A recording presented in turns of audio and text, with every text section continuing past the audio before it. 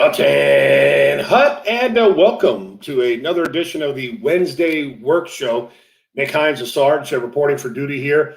Beautiful day in Southern California, a little earlier rain, but look as if sunny skies for the remainder of the week.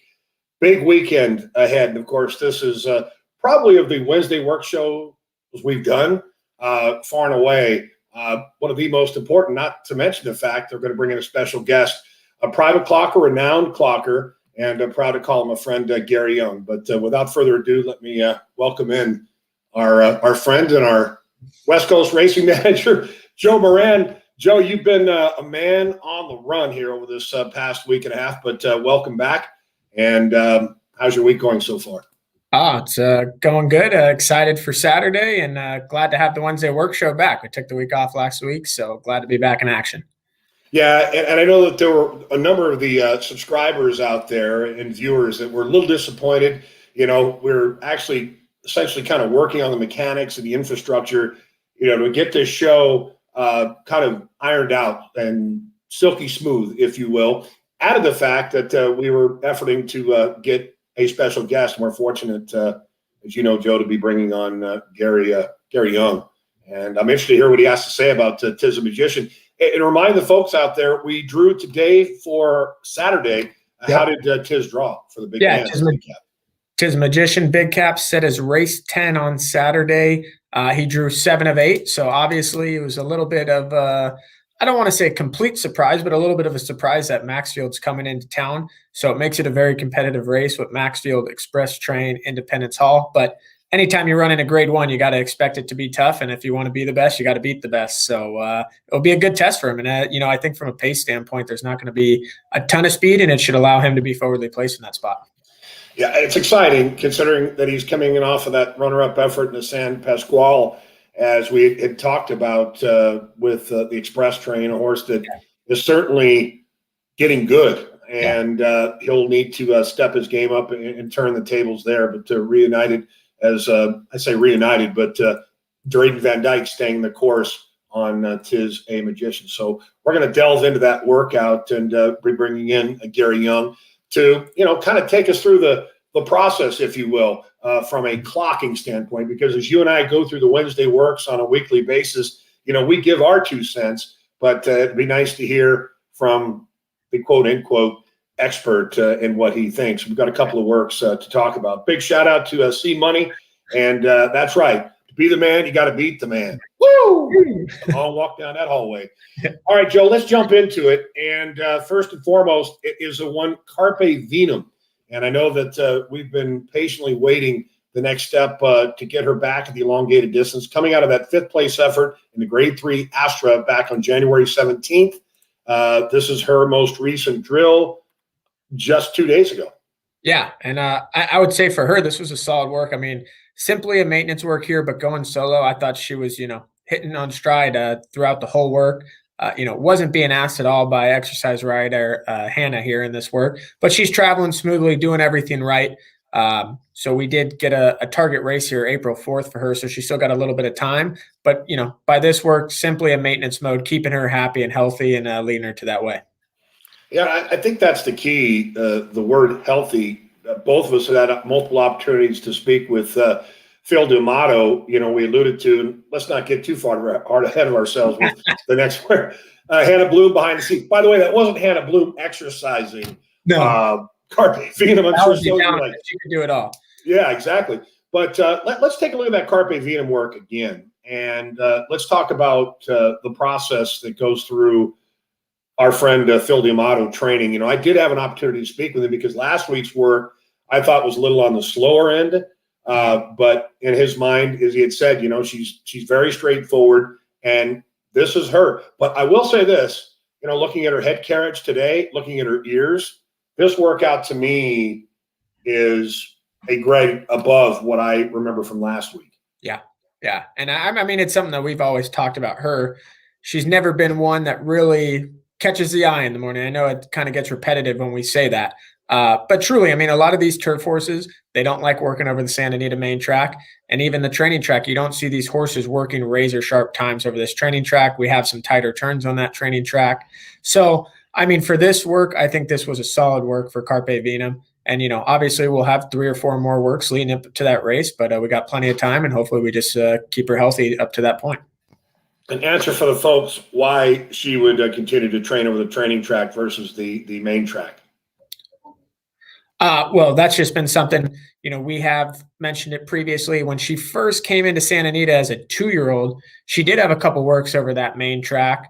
But ultimately that track's a little bit deeper of a surface, and she just doesn't quite get over it as well. So for me, the training track's going to be a lot better for her to just stay happy, keep her healthier, less demanding, and that's going to result more closer to that turf surface. Is it safe to say that she does tend to get a lot out of her gallops? Yeah, I would say. I mean, she's been one that generally when she heads to the track, she goes with the pony. Assistant trainer Rudy leads her out every way. She's a little bit of a higher strung filly, so she gets a lot out of her gallops. All right, so that is Carpe Vinum, and this particular workout for her is her 5th removed from that, I thought, better than look performance in the Grade 3 Astra, where she had earned her career best by her speed figures. So we'll have our grades to culminate each of the works. Got a total of 5 today, and as we proceed throughout each week, Joe, I want to remind the folks out there that you and I actually will be traveling back for the OBS sale. We may end up skipping next week. However, we may actually put together a pre-recorded show. A reminder to you that are watching this right now here on the Wednesday Work show brought to you by MyRacehorse, it's live. So if you've got questions, you want to shoot those questions across. Hannah, who is doing the work behind the scenes, she'll essentially give us an opportunity, whether it's Joe, myself, and answer those for you. So feel free to share. And of course, when we bring in, hopefully, Gary, we can get him in the studio here as we are trying to do so right now to answer some questions as well. All right, let's move on to subject number 2.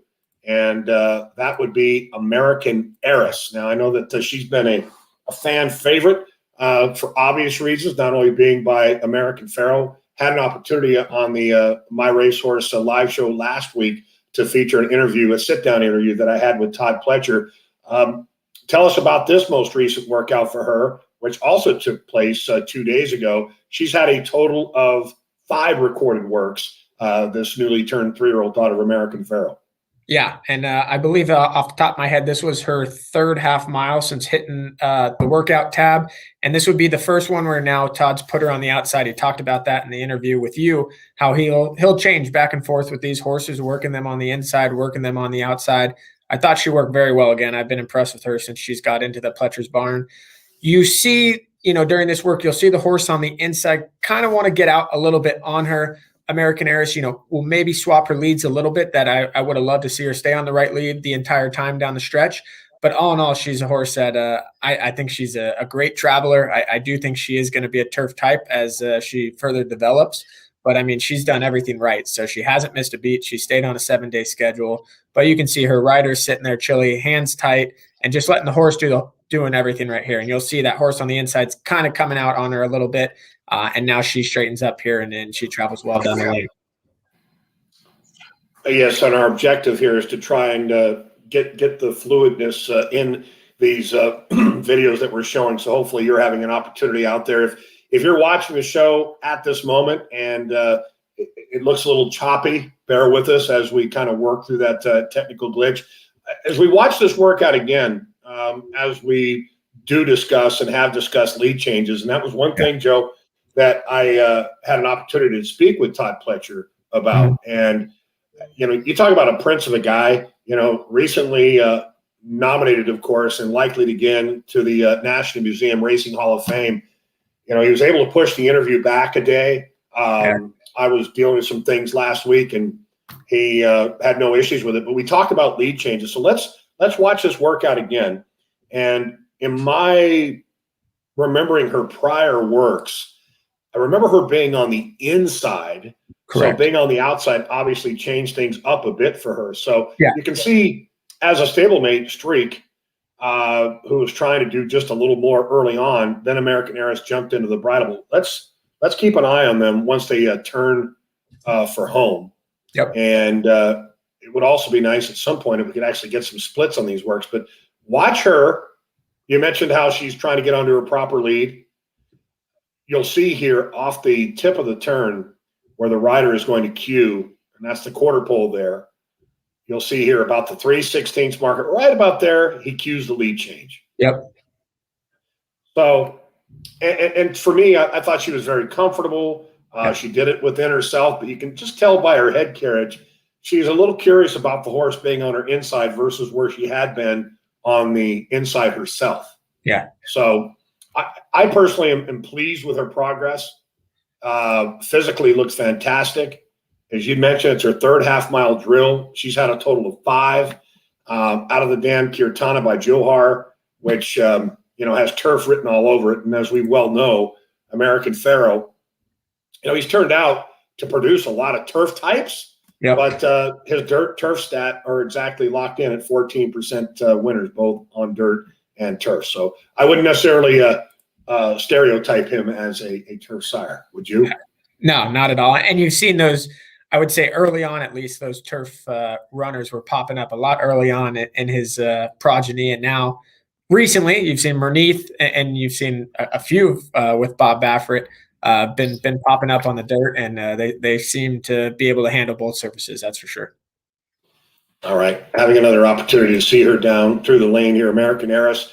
The progress reports via Todd Pletcher have been ultra positive. Yep. And, we'll talk grading at the end of the program here. All right. So that's American Heiress. And as I prefaced the program today, Joe, and obviously keeping you right here with us, I want to welcome in.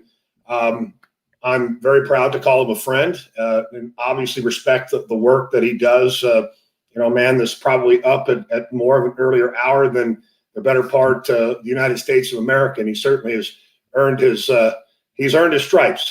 Ladies and gentlemen, want to welcome in renowned clocker and handicapper and all that jazz, Gary Young. Good day, sir. Good day, sir. I never realized that was that big a deal till you just gave me that 10-second introduction. But thank you, Nick. Thank you. I have to say, I really appreciate the fact that you've come in on a Wednesday afternoon. I know you had a haircut scheduled. Was that today or is that? Haircut's 4:15. Haircut's 4:15 and La Cañada. There's not that much left to cut anymore. You can probably relate to that. Joe's got a full head, but he'll catch up to us one day. But right now, we're strategically placing what hair we have left, as they used to say. That was what Gary Stevens and Mike Smith used to say, why Jerry Bailey was the last one out of the room, because he was, quote, strategically placing his hair. Oh, they don't get much better than that. Gary, thank you. Appreciate your time. And, I know this weekend is, one of those that, look, I mean, we've been West Coast guys essentially for the most part all of our lives, at least I have. And the Santa Anita Handicap, which is the big cap storied, a race that, inaugurated back in 1935. In so many words, tell us what the Santa Anita Handicap means to you. Well, before the Dubai World Cup and the Saudi Cup and the Pegasus Cup, the Big Cap was definitely the biggest handicap race of the year. One of the biggest handicap races of the year, and definitely the biggest one in the first part of the year. Once the Breeders' Cup came around, and once the Dubai World Cup and the Saudi Cup and the Pegasus Cup came around, races like the Big Cap and the Don Handicap, which were like huge races, they kind of didn't go by the way. Well, the Don did, but the Big Cap, it didn't go by the wayside. But it didn't, it just didn't have the prize money. So consequently, it has lost a little bit of its standing. But we were both here long enough in the '80s. The advertising campaign back in those days was, if you only go to the races one day a year, make it on Big Cap Day. And that was that and opening day was probably the two biggest days. And at that time, the Santa Anita Derby was probably the third biggest. And things have kind of changed a little bit now, but you know, the big cap is still a huge, huge race as far as you know, stallion, what you're worth as a stallion, and stuff like that, and it's still a grade one.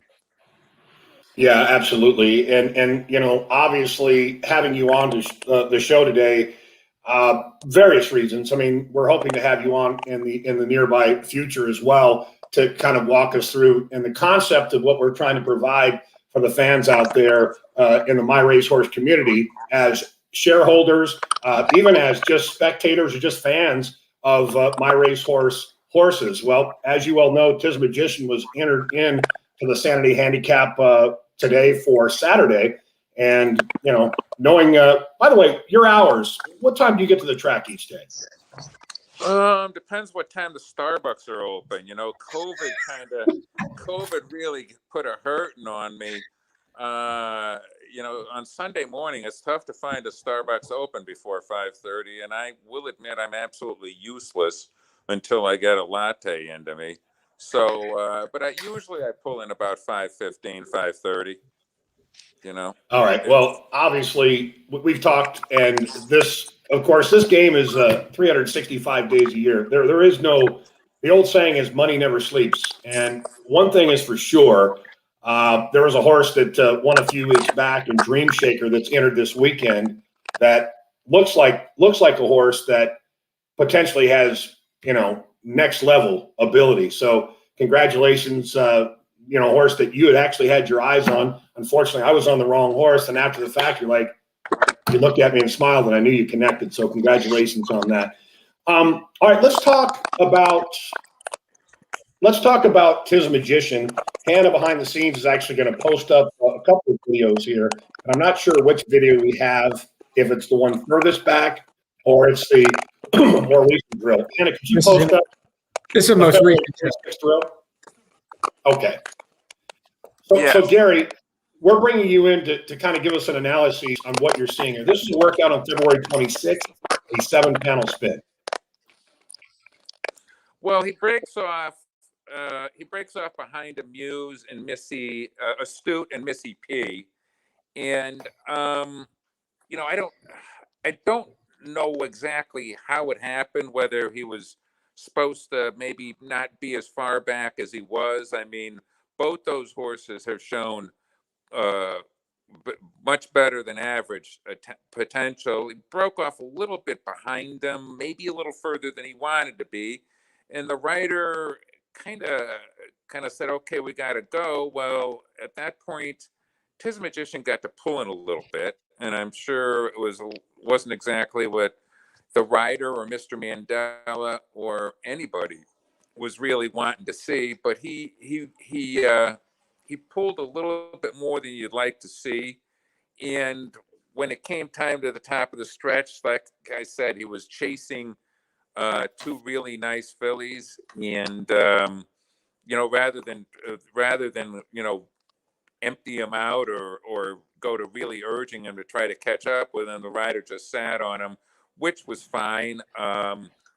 The work previous to this with Missy P was a tremendous work for both of them, and think I think it went much smoother to schedule than this one. But you know, he's always been a good workhorse. Tiz a Magician, and you know, my racehorses and Mr.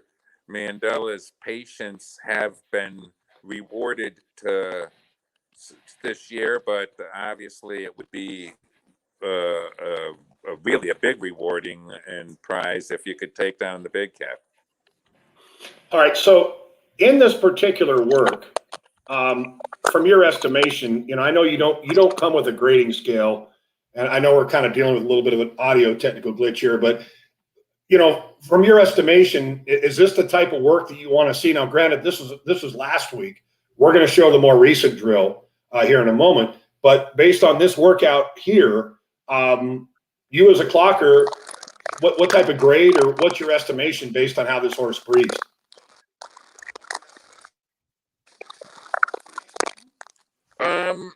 You know, it would be like a B or a B. You be like a B drill. The work before would have definitely been up in the A quality drills but this one would probably be a B because of the, look, every trainer will tell you that every work does not go, totally how they have planned it. This was, he pulled a little bit more than I, or especially Mr. Mandela, would like seeing this work. But he finished with rhythm, and like I said, he was chasing two very talented fillies. I'd give this work a B. I would. Okay, we're gonna show one more work, yes. But if you could, because obviously this is live, and if you could kind of bring your speaker up just a little bit so we can get a direct shot. I want you to compare this workout on February 18th to that most recent drill that we saw on February 26th. This was a terrific drill for both horses. It really was. I mean, they're both into the drill. They're both into the bit, just like you'd like them to see. Tis the Magician has always had a really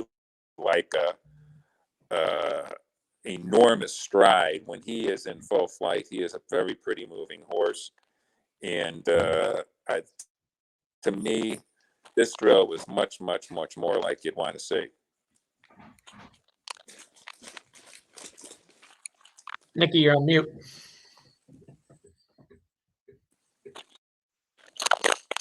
Get him back. Are you guys there? Can you hear me fine? Okay. No? Yep. Test 1, 2. Nick, you back? Yep. So, Joe, did you want to add anything to that workout with Gary in reference to the comparison between the two? Because you were there for both of them. Yeah. And, I mean, ultimately, I guess, like you said, I don't think ultimately the work went to plan. But being a clocker, I guess, in your experience, what would make, in your experience, see a trainer like Richard Mandela with a horse that has speed, that likes to get in that comfortable cruising speed early?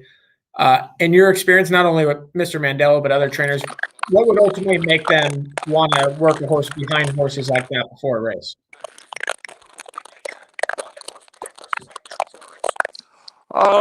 Well, Tis a Magician, his most recent race when he beat the horse of Baltus's, he went to the lead, and he held on and won. A very gutty performance. In this particular race, Mr. Mandela knows he's probably stepping up and running against better horses, and if the tactics justify it, he might be laying behind horses, so he wanted to maybe refresh his memory on what it is as far as running at horses instead of running in front of horses. And plus it's been a little spell since his race, so he probably also wanted to get a good 7/8 into him, because the horses don't run 1.25 miles that much anymore, and because he's coming in off of what a 5-week break or something like that, or he probably want to do that from a fitness standpoint and from a standpoint of if he gets outrun leaving the gate. Yeah, no, and absolutely, that makes sense, and that's one thing I can appreciate, Mr. Mandela. You don't see too many guys working 7/8, so it's a nice thing to see him get that under him before we're going to mile and a quarter.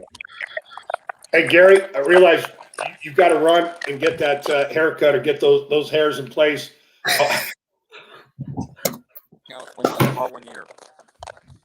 All right. Well, ladies and gentlemen, Gary Young, a salute goes out to you. Thanks for taking out your time.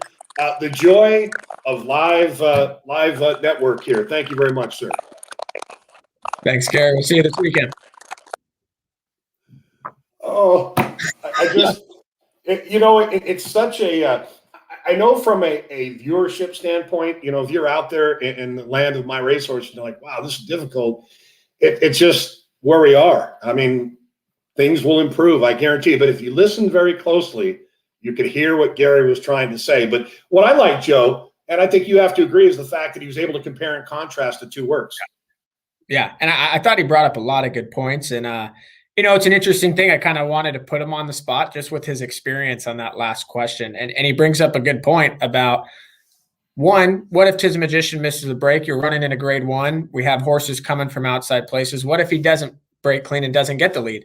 And when you look, it was kind of I don't want to say a shock to any of us, but something where we didn't quite expect that design of the work. And, the one thing I tell everybody is the last thing I'd ever do is question Mr. Mandela. I mean, he's never let us down the wrong way.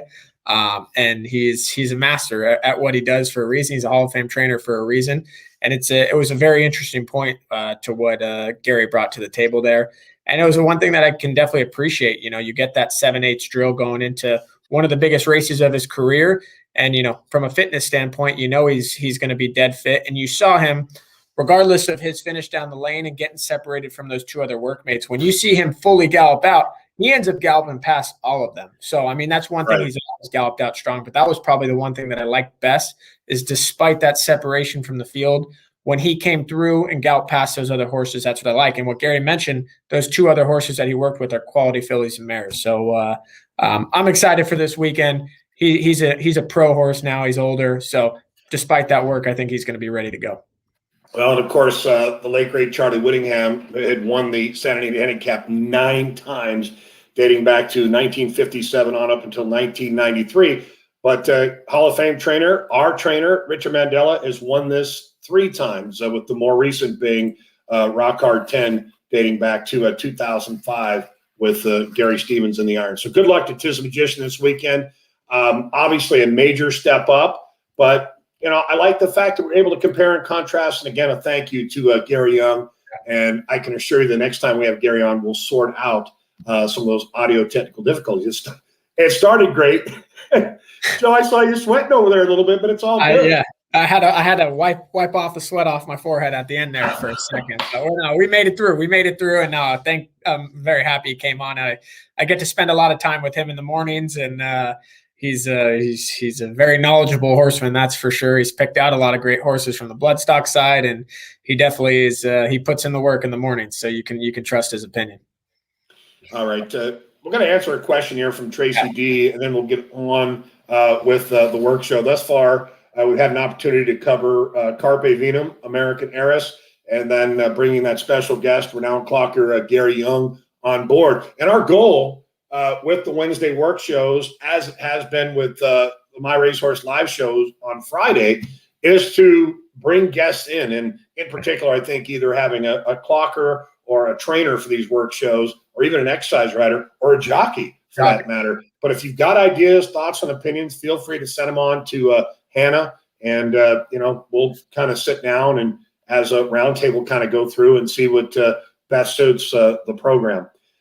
Okay, Joe, how was the decision whether to train the 2-year-olds on the turf versus dirt?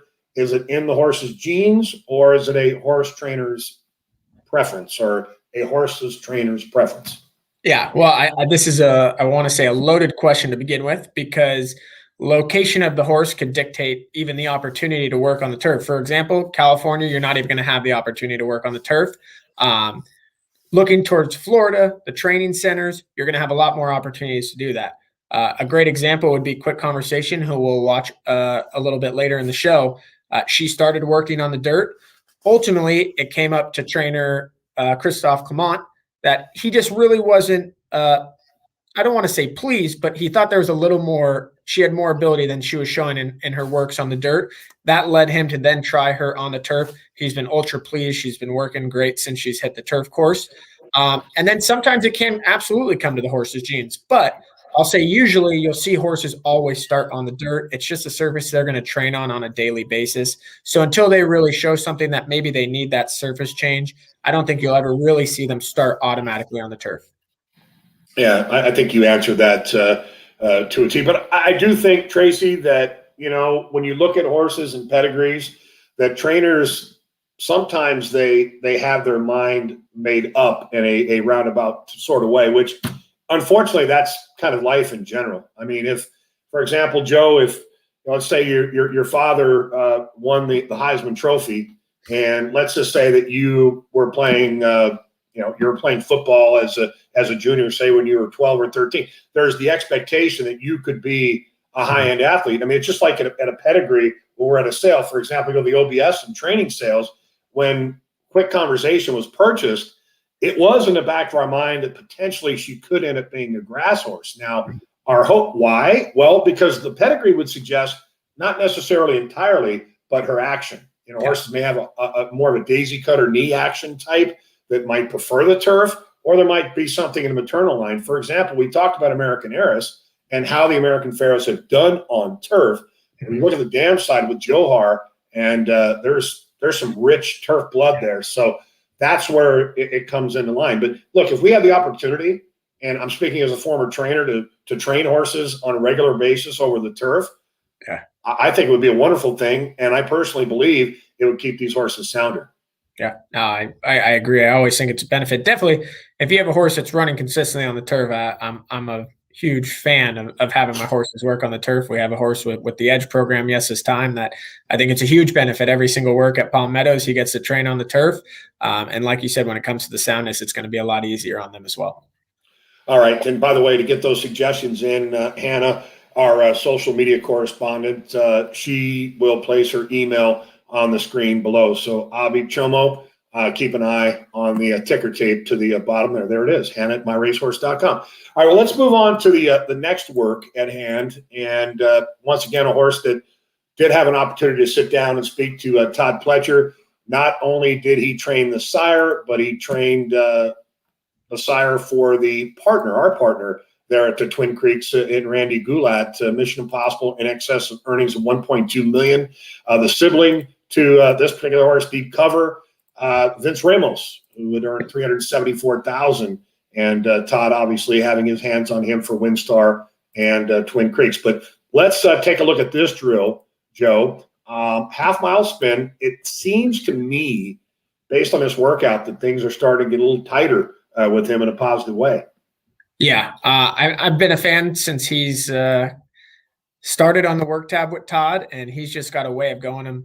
He likes to work. He does it all by himself. He doesn't need to be asked by his exercise rider, and you can see here he's doing it all by himself. But he's just got a way of going to him. He's got great action, and he's just a forward-moving horse. So I think this was another good drill. I have no knocks in this work. You know, you really see him. I think he's hitting on all cylinders.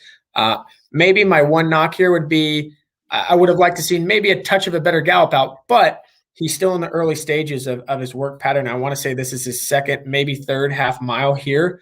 Nice. So I don't have too many knocks on that end. He's going to get that fitness. And I think, like you said, he's starting to tighten it down here. You see the exercise rider start asking him now here, which is coming at probably after the 5/8 mark. So they're really starting to get that fitness down under him.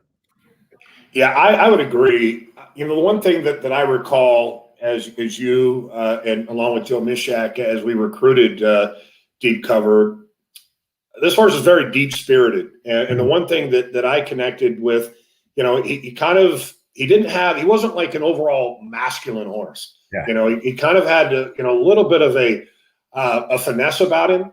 Mm-hmm. The one thing that when you watch him train, and according to Todd Pletcher, they've had to put the draw reins on him to get him to collect himself, because he does tend to be a bit aggressive. So, you know, a horse that was gelded, trying to kind of ease him off a little bit and making life easier on himself. I personally think gelding was an excellent idea. And, it was Randy Goulat obviously raised this horse and stayed in because he had the faith and confidence that he could evolve into something. He acknowledged that fact. And we, as a committee, once we sat down and, we felt it was the right thing. And Todd had already had the horse in training before. So I really like what I'm seeing, but I do want to see him relax more. And being by himself is one thing, but being in company, he's certainly going to have to learn to relax just a tad if he's wanting to finish in his races.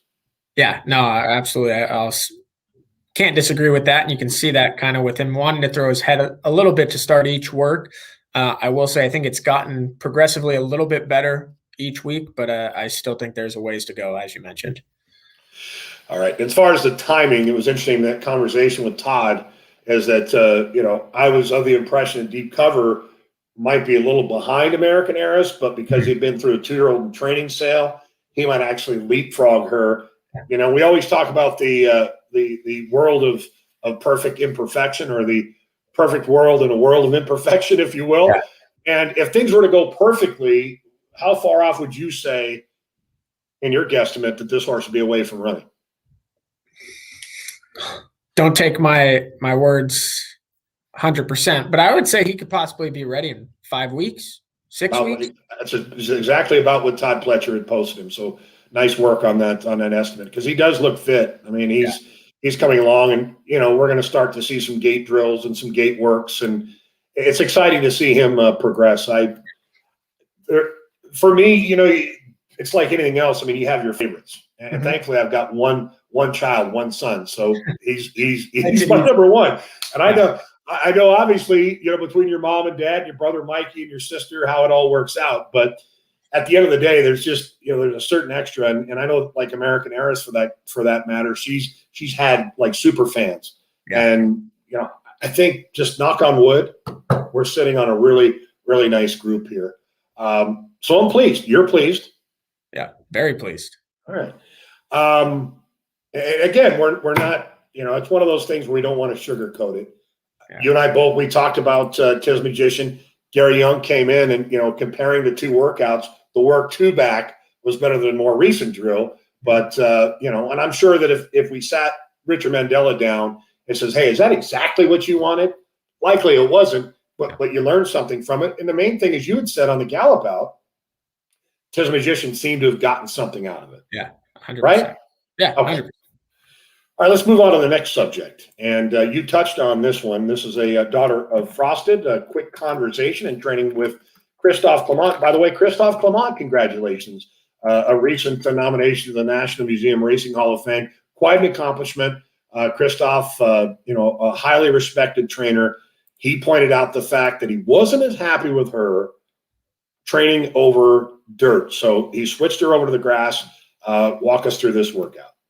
Yeah, I think this is another strong work from her. You've seen a difference since she's hit the turf. I didn't think her dirt works were poor, but you see her traveling more comfortably, in each work on the turf.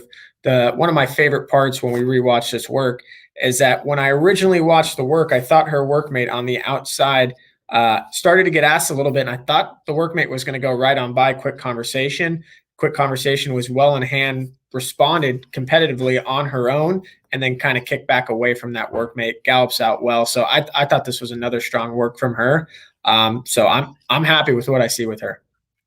And the workmate that we're seeing here has been, I think, has been her workmate just about every time, if not at least the last two or three. Yeah, right. Yeah, I think since she's hit the turf, this has been her workmate. All right, and that's a daughter of Fast Company. Fast Company, and out of the mare interlacing. So we'll be curious to see as they continue to progress. But I agree with you. The one thing that I like about what I'm seeing with her is that she actually has relaxed. I think she's more at home over the turf. And the one thing that you have to consider, folks, is that you have 2-year-old in training sales. There is conventional dirt. There's the safe track, for example, at OBS, the Ocala Breeders' Sales, and some tremendous horses have come by way of that. But from time to time, you get horses that tend to be a bit more turfy because that track there has a synthetic element to that. And Joe, as you know, as handicappers, horse players, as horsemen, there's a kind of a parallel there with synthetic and turf. Yeah, no, absolutely. And we've talked about it. I believe the comparison that we've talked about a lot is I'll Have Another, and his work wasn't so great over that surface, and he went on, the rest is history with him, and the difference was getting him on that dirt surface. So, it can work both ways, a good work or a bad work over that surface, and it's not going to be the end either way for the horse. All right. Well, I'm very happy with how she is doing, and the fact that she was inside Endwine, and without sounding too biased, I think she was the better of the two. If I say so myself. I'll one thing, you were there, personally when we acquired her at that sale. I mean, I wish I would have sent Hannah the picture, so I'm going to take the blame on this one. But Christophe sent us a recent picture of her, and I think you can tell in the video, the one thing that I've seen the biggest difference is her. She's looked like she's really matured. She definitely hit a growth spurt, and she's a big filly. So I think time, maturity is going to be the best thing for her. And I imagine 2 turns is going to be the best thing for her as time goes on. All right, quick conversation. And, I would say based on Karen Johnson, she has obviously been in close contact, our racing liaison here at My Racehorse. I believe she mentioned the latter end of March potentially for her first start for her. Yeah. I think that's what the last message I saw when she talked to Christoph.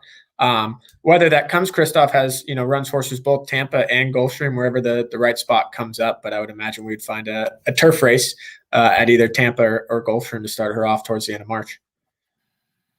All right, we're going to come up with our final subject here. And Joe, I wanted you to preface this next one. I know that you have been working diligently with a My Racehorse affiliate in Edge Racing. Quickly touch on Edge Racing, and I know that obviously part of a project that I've been working alongside with you, and very excited. Considering the fact that you're coming off of that victory with Yes this time, but just give us a snippet of what Edge Racing is, and then we'll talk about Dancing Crane. Yeah, Edge Racing. I like to say it's more of your traditional syndicate. Shares are going to be at more of the 5-10% level. We have limited shares of each percentage where you can come up. You'll get an owner's license for that. So most tracks will require, as you own that high of a percentage, that you will have to get licensed in order for that horse to run. There'll be a little more consistent access having that license in the limited ownership group.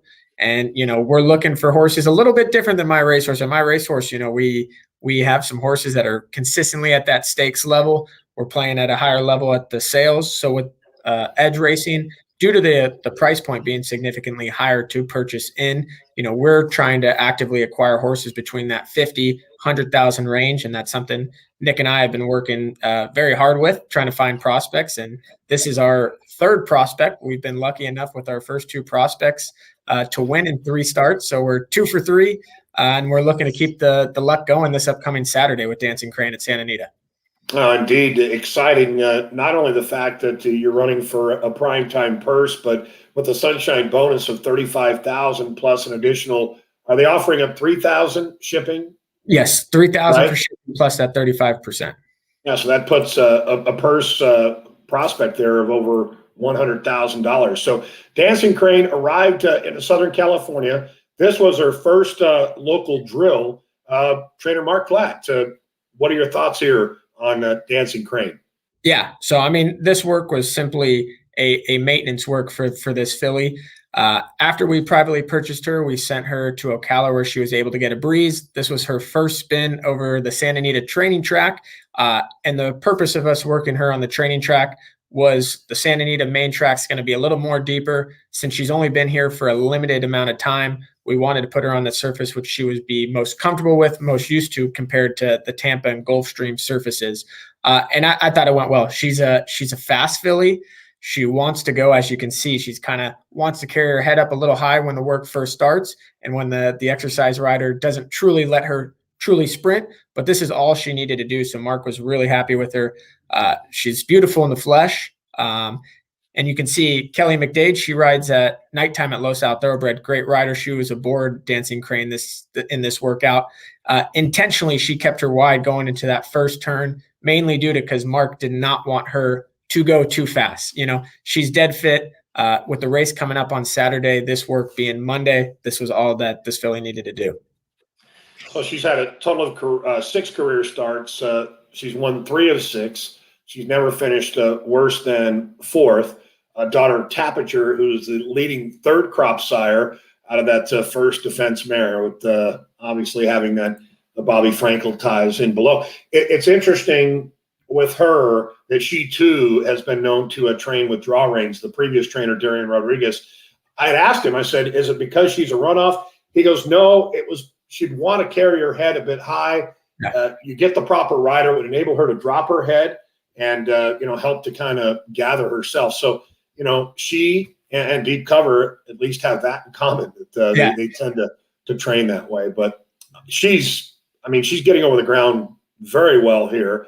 And a thank you to Lance Stokes, who actually took over the training for a week and was able to breeze her down there at the Nelson Jones Training Center, where she came to California in great health. So I'm pleased with her, and I know you are. And she's entered up for Saturday. What race? Yeah, we got Saturday race 5. Drew post 7 of 8, so it looks like we got a good spot. There's a few speed horses on the inside of us, so you're going to see a graphic here of the horse. We still do have 1 share available left. That's what we're down to. So very excited. So if you have any questions regarding the offering, feel free to reach out to me personally. But we're super excited, and we're hoping that ship and win or the sunshine bonus we can be successful again. So it'd be quite something. Obviously, you can't win them all, but the filly's doing great. She's known to win, and that's one thing you can't teach in a horse to be competitive and a horse that likes to win. So that's one thing we got on our side here. All right, I definitely look forward to it. And what better day and better way to celebrate than on Big Cap Day? I mean, that's it's nice to have the opportunity to have quick action. It's an 11 race card, by the way. Saturday, your first post time is 12 p.m. Pacific, so 3 o'clock for you out there on the in the East. The Santa Anita Handicap is race 10 on the card. Approximate post time 4:30 Pacific, 7:30 Eastern, and looking forward to Dancing Crane making her California debut in race 5, post time 2 p.m., 5 p.m. Eastern. Juan Hernandez and the Irons, Mr. Milestone, getting his 2,000th victory. He's done very well with Mark Glatt. So best of luck, Joe, and hopefully I'll be there celebrating with you just outside the winner circle. I'm still curious if we're going to allow winner circle photos, but let's just call it blessed to be there in person. So we're lucky to go racing. All right, quick question for Mara Zeman. Mara, you are a regular watcher of the MyRacehorse shows, in particular the Wednesday Works show. So we're going to call you MVP Mara. How much does the rider make a difference in the quality of the work? And are these horses being worked by the same rider regularly, or is it just who is available? Good question. Yeah. So I think this is a great question. I will say most trainers have a set, number of exercise riders that help them out every day. Most trainers like the same exercise rider to get on that horse each and every day. Now, that exercise rider that jogs and gallops that horse may not be the rider that works the horse when they do their official workout. Some are able to do both, but not all. But ultimately, each trainer wants to allow rider and horse to be the most comfortable, and having that same person get on that horse every day who knows the horse best is a huge advantage, and I think that makes a big difference. And in quality of the rider makes a big difference too. As Nick said, not every rider is going to be able to necessarily work with a horse that maybe has a lighter mouth or is a little on the high strung side. There's certain riders that benefit each horse, so I think that plays into consideration as well.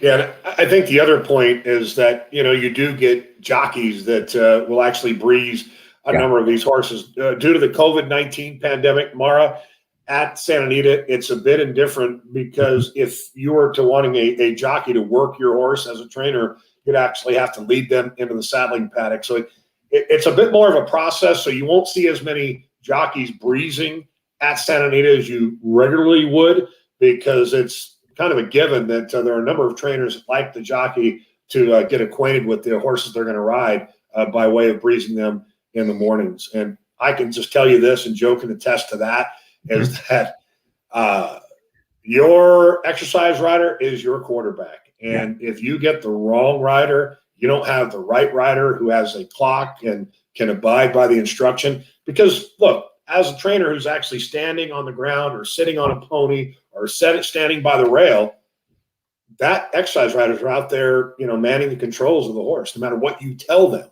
So it's very important to have the right riders on horses, and it really comes down to one thing, treating those riders with respect, and whoever can come with the biggest paycheck and say, "Look, I am Bob Baffert, and you're going to make money working for me." So something like that. All right, so let's get on to the scorecard. I have to tell you, Joe, today's show has been far and away my favorite. Yeah, how about you? I agree. Yeah, it was fun. I think that's what we strive with this show, to bring the fun to it, and I had fun today. I want to say though that Gary, just with the audio thing that was going on there, and Hannah behind the scenes, she's like, "Tell him to stop moving." It's like, All right, Gary, stop. But the reality is, it kind of just added to the whole Yeah. fun of it all. But thank you, Gary Young, for coming in. And once again, folks, be sure to reach out for Hannah. Offer up some suggestions. Hey, if you have a particular horse that you are a shareholder in that you know has worked in recent time, and you want us to feature that particular horse, we'd be more than happy to. So feel free to send her a line. All right, let's take a look at the scorecards. Report cards, if you will. And we're going to start with yours, Joe. I haven't seen it. You haven't seen mine. I'm curious to see how the grades showed up. Here they are. Perfect. So I guess I'll take it through it. So Tis a Magician, I went with C+. Obviously, we were expecting better design of the work. The way it ended up, I did not think it was his best work. Now, does that mean I'm worried about this weekend? No. His last work, if we would have given a grade for both, his last work before that would have been a strong B. And I guess my grading scale, and I think both of ours, we are most familiar with and acquainted with Andy Harrington. So I guess when I create grades, I try to almost compare to how he does it, since that's what I've grown up with. So when you heard Gary say A and B, I think that A and B is going to be more comparable to that B and C+ or B and B-, just because those A's are going to be rare. You almost rarely see an A on Andy Harrington, who's nationalturf.com, his workout reports. Deep cover, B, he was probably my favorite work of this show. He's just impressed me every single week, so super excited to see him continue to progress. Carpe Vinum, B-, which I think is solid for her. So I was happy there. American Heiress, B-. I would have liked to see maybe just a little smoother through the lane throughout the whole way, but she's been one that I've been giving consistent B's, so no disgrace there. Quick Conversation, B, was very happy with her. And Dancing Crane, B-, maintenance work. I was happy there and ready to go Saturday. All right. Well, best of luck to Dancing Crane and to those Edge Racing partners that may be tuned in. Right now, you mentioned that there was one share left available there.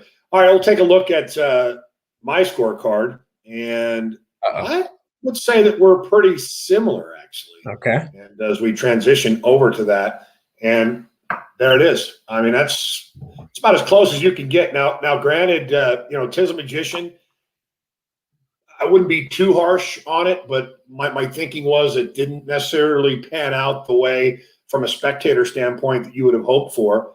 Deep cover, there was something about this work this week, Joe, and like I said, I've been a fan of this horse since the day we met, but this work this week connected with me. There was something in his eye, and I know you're thinking, well, it was on video. How can you see? He did something this week that moved me. So I could have easily made that a B+. Carpe Vinum, bounce back work. For her to go solo, head wasn't cocked, ears forward, very pleased. American Heiress, she to me is kind of the pro's pro. The difference this week is that, her lead change might have been a little late, and the fact that she was outside may have changed her game up. So I was not about to give her a B-. In reference to Quick Conversation, probably should give her a straight B because of the fact that I love the progress. So that B- might be just a tad harsh, but I will tell you this, it's a progression. And then Dancing Crane, look, I had to give her a B because 3/8, she absolutely glided over the track. It was her first workout over the training track. So for her, I give her that and know that she can be a bit aggressive according to the previous trainer and from what we know. Yep. All right. Well, there you have it. Karen Taka, and to each and every one of you out there that joined us today here, on behalf of Joe and myself, we want to thank you. It's been exciting. And, Gary Young, certainly with his animation, took it to a whole nother extreme. Yeah, oh, absolutely. I mean, I hope we have him back on again. Entertainment, and I think he could bring a lot to the table too, on maybe not only just one work, but a bunch of work. So I'd be happy to have him and a few other clockers. I know we could probably get a few other on here. And I love the idea of getting a jockey to really take us through what a rider is thinking going on a horse, whether they're on the inside, the outside. I think that would be a fun thing that we could do.